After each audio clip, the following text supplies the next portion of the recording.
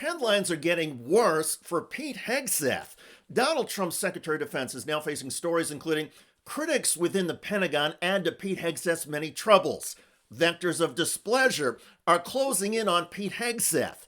And now there is this: Pentagon threatened the Pope after he criticized Trump. That's right. According to multiple reports, one of Pete Hegseth's deputies, Undersecretary Elbridge Colby, summoned to the Pentagon Cardinal Christopher Pierre, who serves as an ambassador for Pope Leo. And then, as first reported by the Free Press in a story titled, "Why the Vatican and the White House Are on the Outs," Colby allegedly told Cardinal Pierre, "The United States has the military power to do whatever it wants in the world. The Catholic Church had better take its side." The Free Press added, one U.S. official present at the meeting brought up the Avignon papacy, a period in the 14th century in which the French monarchy put the Catholic Church into submission, ordering an attack on Pope Boniface VIII that led to his downfall and subsequent death, and forcing the papacy to relocate from Rome to Avignon, a region inside France. At the time of the Pentagon meeting, defense officials, including Pete Hegseth, had reportedly been infuriated by this speech from Pope Leo, clearly criticizing the Trump approach to foreign policy. A diplomacy that promotes dialogue and seeks consensus among all parties is being replaced by a diplomacy based on force by either individuals or groups of allies. War is back in vogue, and a zeal for war is spreading. Recently, when Vice President J.D. Vance was asked about the Pentagon meeting between Hegseth's team and Cardinal Christopher Pierre, Vance responded with this. I, with no disrespect to the Cardinal, I don't know who Cardinal Christophe Pierre is. He's the ambassador to the Holy See and the U.S. Oh, okay. I've met him before. Sorry, I just didn't remember the name. I've never seen this reporting. I'd like to actually talk to Cardinal Christophe Pierre and, frankly, to our people to figure out what actually happened. I think it's always a bad idea to offer an opinion on stories that are unconfirmed and uncorroborated, so I'm not going to do that. This is the same J.D. Vance who spread a wild conspiracy theory on social media during the 2024 campaign. Reports now show that people have had their pets abducted and eaten by people who shouldn't be in this country. But back to Defense Secretary Pete Hegseth. It was under him at the Pentagon that a deputy gave a bitter lecture to the Cardinal about getting behind the Trump administration. And Hegseth has repeatedly invoked Christian nationalist rhetoric. Recently, Hegseth even prayed for overwhelming violence against Iran. Let every round find its mark against the enemies of righteousness and our great nation. Give them wisdom in every decision, endurance for the trial ahead, unbreakable unity, and overwhelming violence of action against those who deserve no mercy. At a Pentagon press conference, Hegseth invoked God, Hegseth's God. May Almighty God continue to bless our troops in this fight. And again, to the American people, please pray for them. Every day, on bended knee, with your family, in your schools, in your churches, in the name of Jesus Christ.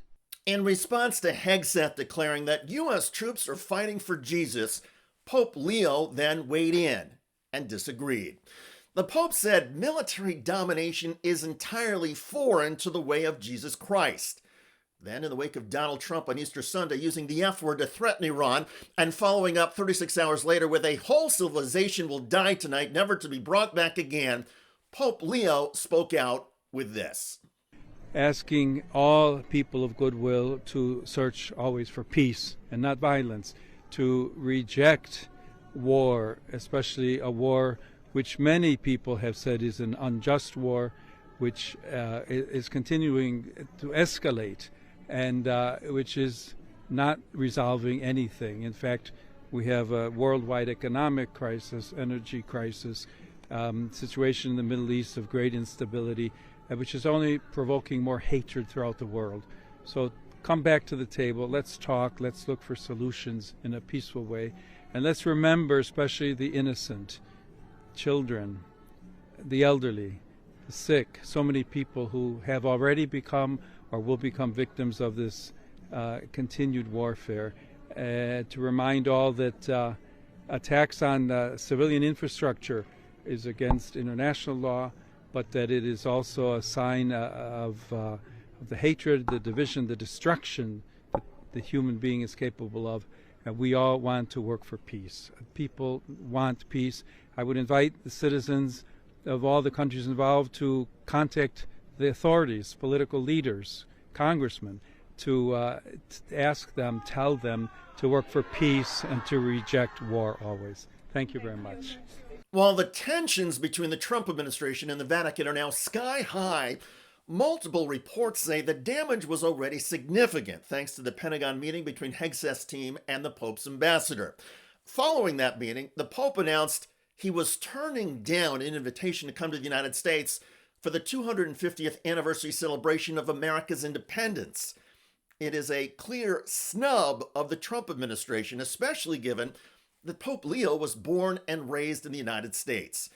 And it is one more embarrassment for Donald Trump, who is reportedly looking for somebody to blame for the problems with the Iran war and for Trump's own political failings. So multiple Trump insiders say that Pete Hegseth is now on the chopping block. Trump reportedly feels that Hegseth misled him, and it's generating stories including Pentagon Pete accused of lying to Trump in damning White House leak. In other words, the knives are out for Pete Hegseth, and they are coming from the White House. Pete Hegseth can pray all he wants for violence against Iran and career salvation for him, but even in that realm of prayer and faith, Pete Hegseth is losing. His team threatened the Vatican. It has backfired, and now even divine intervention may not help Pete Hegseth hold on to his job.